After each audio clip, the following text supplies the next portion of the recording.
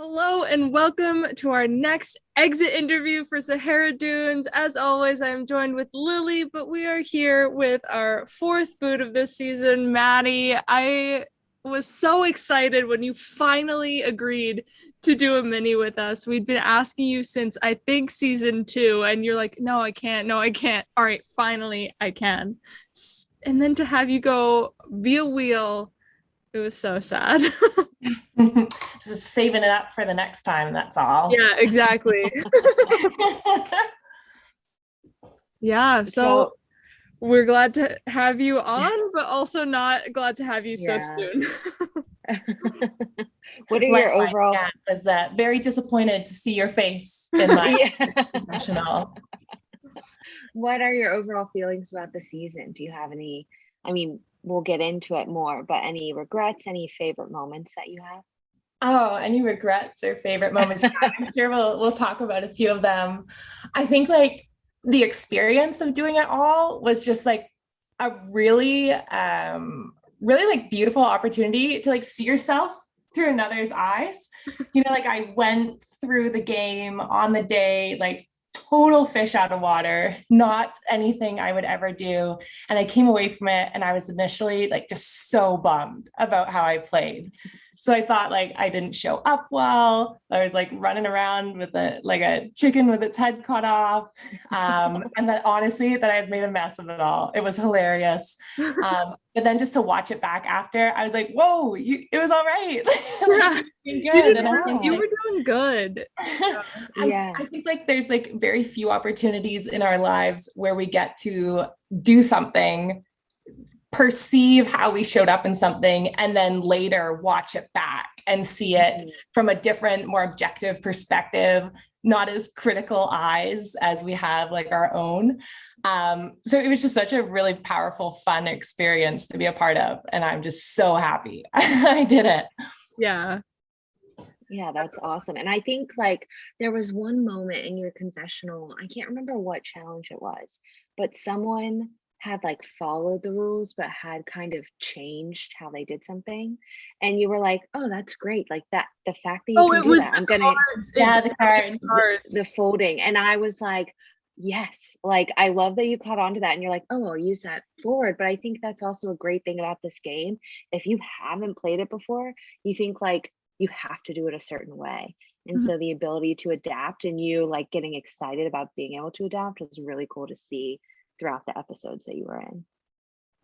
Yeah, thank you. I was I think like coming into it, I was just really set on just reading the room and learning. And so I specifically didn't come in with, you know, like a type of an alliance or gameplay I wanted, because I just knew that like coming into the room, depending on what tribe you are on, depending on who's in front of you, that coming in with a preconceived notion could maybe result in you not seeing opportunities. And so I know that that approach probably came across like wishy-washy in my initial interview, but I really meant it. And yeah, it was interesting to learn from other players as well. Like you said, Lilly, just seeing what was working or how other people were thinking and figuring out, oh, I could use that and apply it somewhere else in my own way further down the line.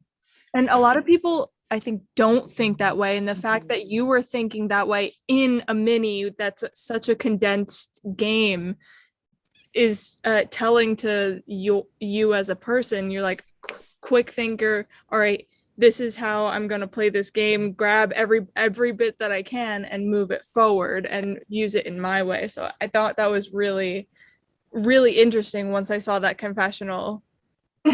Yeah, and it's really I of course I've never played a long game, but my assumption with a mini as well is it's like speed chess compared to real chess. It's like, you know, you don't have enough time to make an optimal decision, so you just have to make a good one, and that good one has to be based on just gut instinct, and you have to roll with it. And if you try to swerve towards more of like optimal moves, you'll just be too slow and the game will be like moving on without you, and you can't even interject anymore because you're like left behind. Yeah, exactly. Brilliant way to put that. Yeah, really like well concise. We should have you do this. But so So you talk a lot about how you were really interested in just kind of seeing how people played. Were there people on your first tribe that you were wanting to work with, and did that kind of change as you moved into the next, once there's a swap, which we'll get to? Yeah, I felt what was interesting in the game was that it was really easy to understand like who my polars were. So it was like who I really wanted to work with and who I really didn't want to work with. I just felt like we wouldn't jive. But it was like the group in the middle that I found really, really challenging and was unsure of, especially only like, 3-4 episodes in where we've had a lot of tribe swaps. I found that I just had a lot of people in the middle and didn't get far enough to be able to like suss out those relationships a little bit deeper.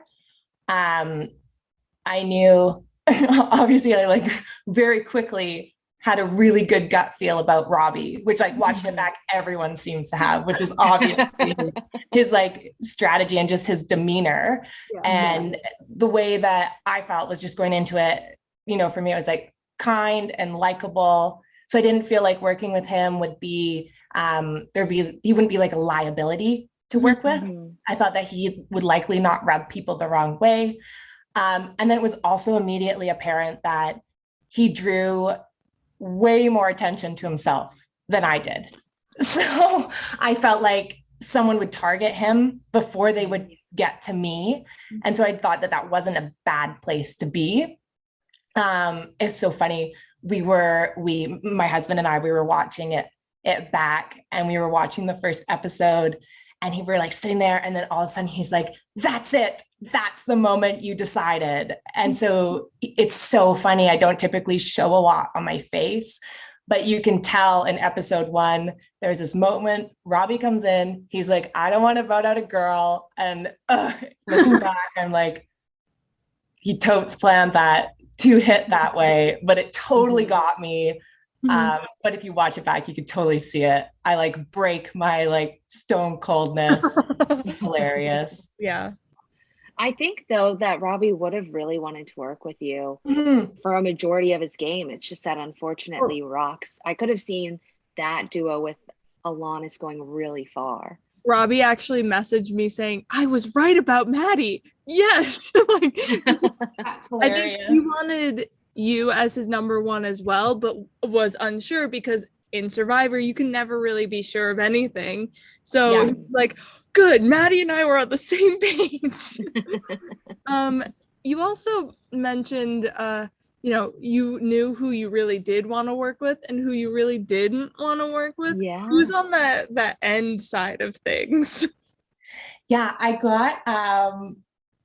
I really wasn't sure about working with Jon. So when he went up for the tribe split, I was like, excellent. I was like, I will not put my hand up. Robbie, keep your hand down.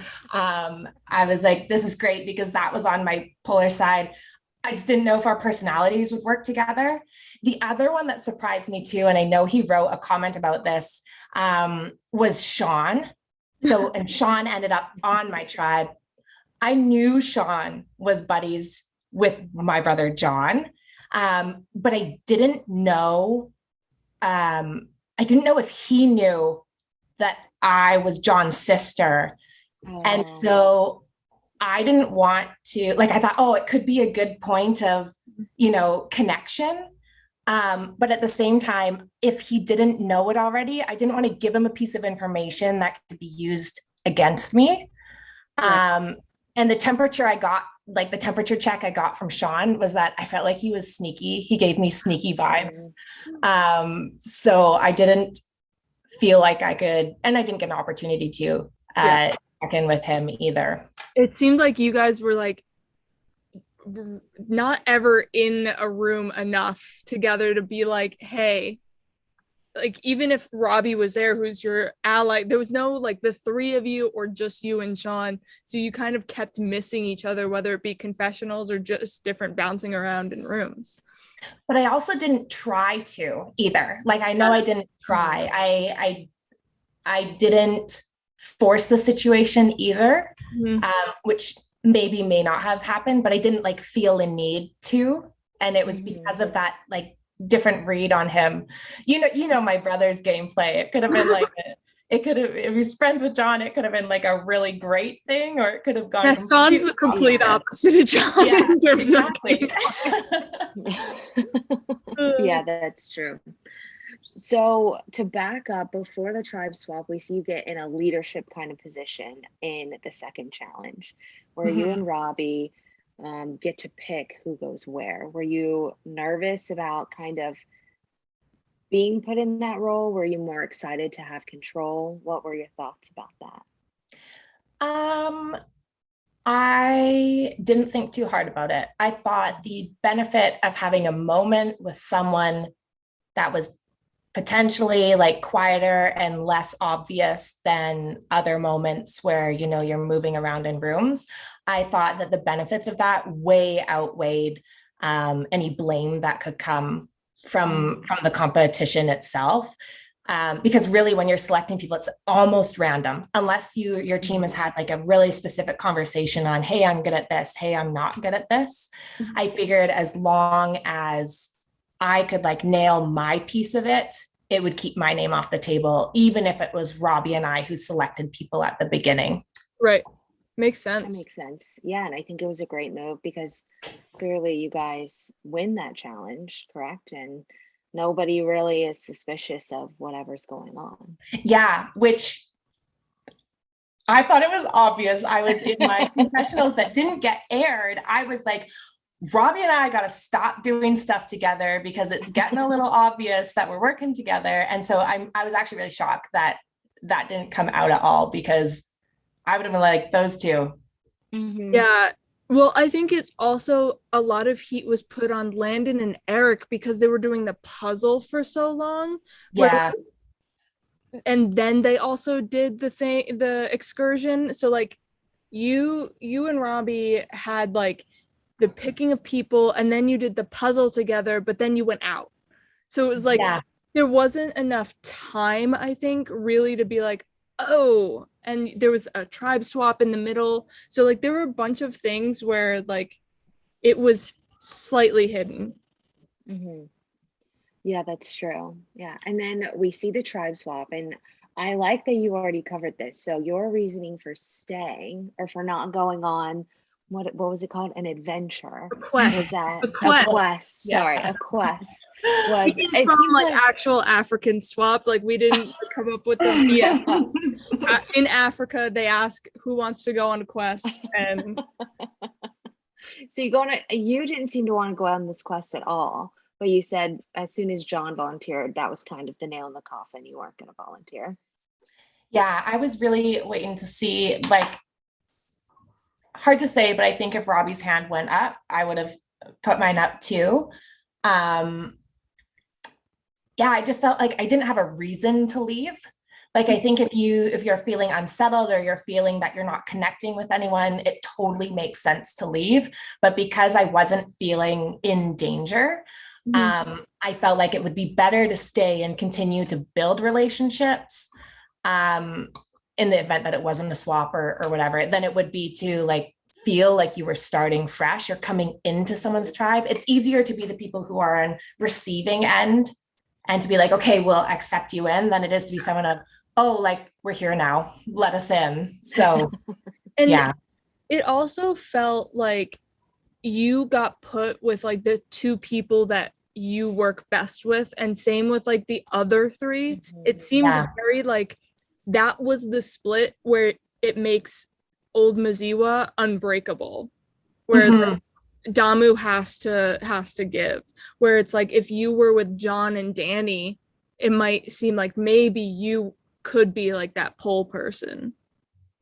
So I think that specific swap on how you guys, it just happened that way, was the start of my demise. Is that what you're saying, McKenna? I'm hearing. Well, and so I am wondering, so the other tribe loses after the swap, which is kind of nice because it gives you time to get to know. But when they come back, you see that the three from your old tribe clearly stuck strong and got somebody else out. Once your tribe loses, do you feel even more pressure because of that you need to stay original tribe strong?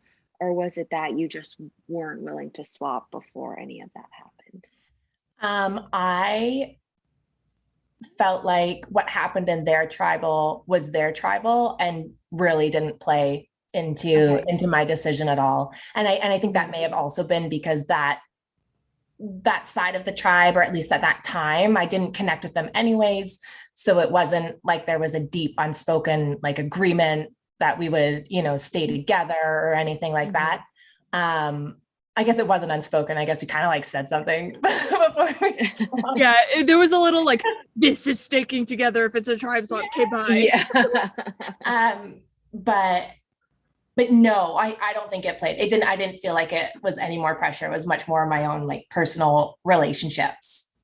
Okay, that makes sense. And so then we go into the challenge and you volunteer, or I think you volunteered and to be a part of, or the caller. Do you regret doing that? You did really well. It's just Robbie, a matter of the clock. Well, that, and then I cut it out, but Robbie minimized his puzzle window at some point. For the first couple minutes, there's something, or like a minute at least, it was like not there, and you couldn't see it. It wasn't enough time. I feel that it made a difference. Like maybe it cut out 2 minutes, but Adamu was still just like light years ahead. That's why I didn't like really include it in the edit. But yeah, Robbie minimized his puzzle screen, and then Maddie was like, Robbie, what are you doing? I think maybe I was fortunate that it didn't feel like there was blowback from that performance. I think part of what was a result of that is everyone was watching the puzzle from our team. So it was very clear what was going on. It was clear that Robbie's screen was minimized in the first bit. It was clear that it was like very finicky and challenging. And yeah, I guess I was just lucky that no one used that, because they probably could have, or someone could have said, Maddie and Robbie keep doing everything together. That's weird. Or like, I mean, there were distractions everywhere, I think. Yeah, that's fair. Yeah. Where that target stayed away. Yeah, because I was going to say, again, we see kind of you and Robbie put yourself together, but like you and McKenna have mentioned, no one really picks up on it at all. When you get together with Alanis and Robbie and you're talking about staying strong and maybe convincing them to do an all-girls alliance, did you ever really consider doing an all-girls alliance, especially when it seemed like they had the same strategy as well? So I was totally open to it as long as Robbie could tag along. That was my opinion. I don't think I would have put like all my eggs in one basket, one girls alliance basket. That made me really, really uncomfortable, but I would have like wanted to be a part of it. But really for me, I didn't know, I didn't know the rules of rocks. I thought if you get a stalemate in rocks, is my own ignorance. I thought if you get a stalemate in rocks, I thought everybody's name lands on the wheel. Okay. What I didn't understand is the rules where it's whoever's voted for and are tied are not on the wheel. And it's like the leftovers are on the wheel. So like 1 in 6 is like a very different probability than 1 in 4. And it's enough to have had me think about a different strategy. Whereas like 1 in 6 felt actually quite comfortable to me. And like when I think back to that, and you like, if you really know the rules and you know how it's going to play out, I would have like approached the conversation with Jordyn and Victoria differently. Because like all you have to say is like, ladies, if we really want a women's alliance, we can't stalemate where we both vote for each other's men on our team. Because then it's going to be all us 4 on the wheel. And maybe that would have been enough for them to vote out Sean. That's what I would have pushed for. Could have lied and said that Robbie told us he had the idol and he was going to play it. So we could have pushed it to Sean. But all that said, there was a whole lot of gumption in that room, and it still could have gone to rocks. Yeah. Yeah. Mm-hmm. Yeah, I mean, it's hard because I feel like had you still didn't know that they were totally bluffing as well. If I feel like if I was you, I would have been like, wow, this is great. Like they're in it. They'll split their votes and then we're good, but I feel like both girls on each side were thinking the same thing of like, this will be great. I'm kind of loyal to these four, but I want your side to give first. Yeah. Yeah. And it was just a battle of like the battle of the boys. But my question is like, if they had come to you with Alanis first and was like, hey, we're voting Alanis, would you be willing to go there? Would you tell Robbie and be like, hey, I would have been sorry, Alanis. I would have been, which seems faulty logic too, doesn't it? Yeah, I feel like I would have gone that way, or I would have considered it at the very least. I would have considered it. It would have been the whole Robbie of it all. That was just like, nah. Yeah, and I mean, like looking back when I watched Robbie's moves in that conversation, when I had come away from it and I thought, why didn't I push for us to vote for Sean? It made no sense because we should have told them the way that we were voting. So that if someone switched, it would vote out who we wanted. Like it seemed weird to me. And then to learn that Robbie was like protecting himself with Sean, a little bit of dirty work there, Robbie. But it made sense. Like we were so early in the game, it made sense to protect from all sides from Robbie's perspective. So I totally get it. I think Rox is so controversial. And I think it's like easy to look at Rox and make a pre-assessment of like, oh, I'd never go to Rox because it seems like you leave everything to chance. Yeah. But I think in Survivor, there's like so many moments of chance in every tribal council. We're just like sometimes lulled into a false sense of security that it's not chance. And so it just happens to be that Rox is explicit. It's obvious. The payoffs are right there. You can see them clear upside, downside. So someone like, they can look at you and say, you shouldn't go to Rox. But in some ways, like my odds at spinning the wheel may have been better than trusting someone that I simply had no reason to trust. Well, and so yeah. Robbie was like, I want to go to Rox because my name is on the wheel and I'm going to be safe. Yeah. Like where someone like you and Alanis are like, I'd rather not go to Rox, but he was doing his work to like tell you guys, hey, go to Rox. Totally. Yeah. Because didn't know he wouldn't be on the wheel. So if you could have had anybody go home that vote, would it have been Sean or Victoria? I like in my heart wanted Sean to go home because he felt like a wild card. He felt like he might know something about me that no one else knows. And so that felt dangerous to me. And I didn't quite feel like I could trust him quite yet. Yeah. If it hadn't have been him that gone home, I was thinking a lot about like, what would my proposition to him have been? Or like, how could we may have used our relationship if maybe he said something and we used it as a common thing.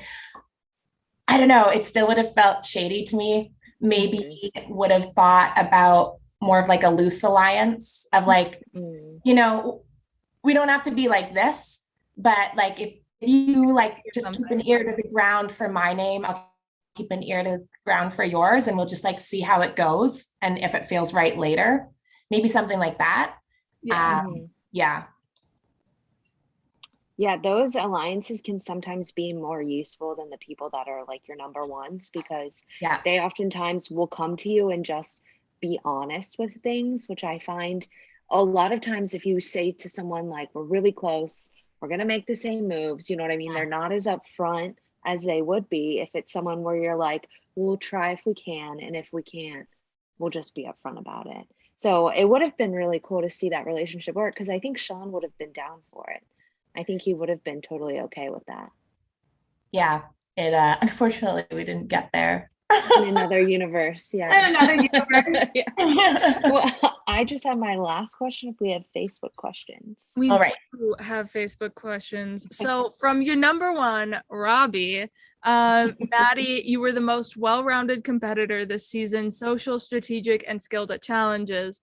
What was your strategy coming in, and do you feel you were able to implement it? All right. My whole goal, like higher level, was just to make my brother proud. I just wanted to play a really great game. And for me, that meant a few things, a couple of them that I mentioned before: reading the room, so not getting too stuck in one way of playing that I couldn't see the options in front of me, being decisive. So just telling myself that you got to go with gut because this is going to move quickly. So trust it and go. And don't be anything you're not. So I had like a real good internal conversation to myself about, you can come in and you can be a character, you can try to show up a certain way. But for me, I just kind of thought that what makes me in the real world is good enough. So I thought it would apply to here too. And I thought it would be easier to stay consistent. And then just to have fun. Knowing that it was just so new and such a different experience, I tried not to take it too seriously and just wanted to be proud of like leaving it all out there. Yeah, that's awesome. And so, yeah, I would say strategy achieved. Yeah, I think strategy. So. That's awesome. Erik has, you were such a delight to watch. Your confessionals were so enjoyable, especially because they showcased your personality, strategic perspective, and empathy. Really bummed we didn't have a chance to play together. Watching it back, it's clear that you were seriously fierce competition. My question for you at the end there, it seemed like you and Robbie both felt that the other may have been out for you. Did you ever seriously consider voting with Victoria, Jordyn, and Sean? And how did you think you would have fared in an alternate universe where you vote with the women and Robbie goes home? Yeah, there's actually something that Erik said that like really made me smile. He was like, watching back, it's clear that you were seriously fierce competition. And that was awesome. Makes my heart sing because I was like crushing challenges and learning a lot about people, but still flying under the radar somehow. Mm-hmm. Because I was picking like really opportune, quiet moments to be assertive and to make a mark. Yeah. And the best divers are the ones that dive without a splash. So that's what I was trying to do. Nice. When I think about I didn't consider going with Sean, Victoria. Oh my gosh, sorry. Jordyn. Yes, yeah. Sorry. No, you're good. But if I had ended up in the situation where Robbie left, I think like I said it before, I don't think I would have put all my eggs in a women's alliance. I would have put a good chunk of them in there. Because I did feel good with a number of the women, but it would have gone to work. And then whether that had been trying to connect with Sean or trying to connect with other people, it definitely wouldn't have been the only place that I was trying to play. Awesome. Sean has his question. Maddie, if you knew that I was buddies with Jon going into the game, especially after the tribe swap, would you have tried to ally yourself with me? Yeah, I think I talked about it a little bit. He was giving me, I didn't know if I could trust him. I would have waited till he said something so that it felt like I was in the position of power. If not, I would have just let it run its course and we could quietly kind of think each other knew each other, but didn't until closer to the end. Yeah. And then Anthony, Alanis's father, says he enjoyed watching you play. Going to rocks that early in the game for that young of an alliance is tough. Would you do it again or switch it up, knowing, that you would now be on the wheel? Oh yeah, knowing I would now be on the wheel, mm-hmm. I would have likely used a different argument in the room with the girls, but I think it would have ended in a stalemate still. I don't think I would have voted differently. And in that moment, it felt optimal, or pardon me, it felt like a good decision. Obviously not the optimal decision because we were considering rocks. And it's tricky because if it had worked and I had survived them, my alliance with Robbie and Alanis, if they both survived as well, would have been that much stronger. Right. And being gutsy enough to go to rocks, it would have been part of my highlights reel at the end. Right. For right? sure. It would have been a story of how to get there. So. And this last question is from your brother, John, our fellow production member. He directly texted it to us, so you didn't have time to prepare because we all know that you like to prepare for things. So, let's see. Despite going to rocks in the pre-merge, I am incredibly proud of you and the game you played. When we see you play again, what aspects of your game will you retain and which will you change? Not as intense as I bet you were thinking. No, but a good question. So what I would retain, I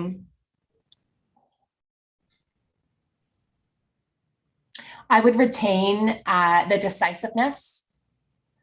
I would retain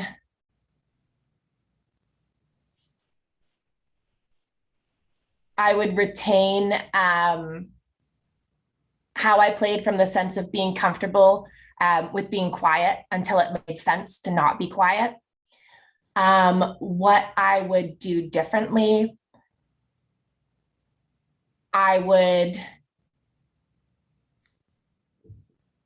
trust my gut a little bit more when I'm communicating with other people and discussing strategy. I think I intuitively knew where I wanted to go, but didn't find a way to get other people there with me.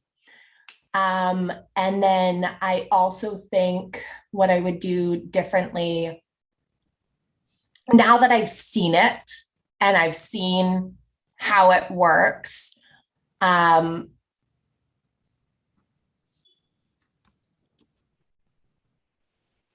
would be more aware of how effective and how much benefit it is to be someone who's come back for another season. I think I didn't pay too much mind to it, but I think if Robbie and I had gotten to the end, he would have outplayed me. Mm-hmm. So when I think about that, it was fairly obvious that he had played before, just because who's on call for joining an org other than someone who's played before. But I think I underestimated the gameplay ability that comes with having been through it and just experiencing it or watching it before. So I think I would have been more alert to how my biggest ally was playing the game as well. Great.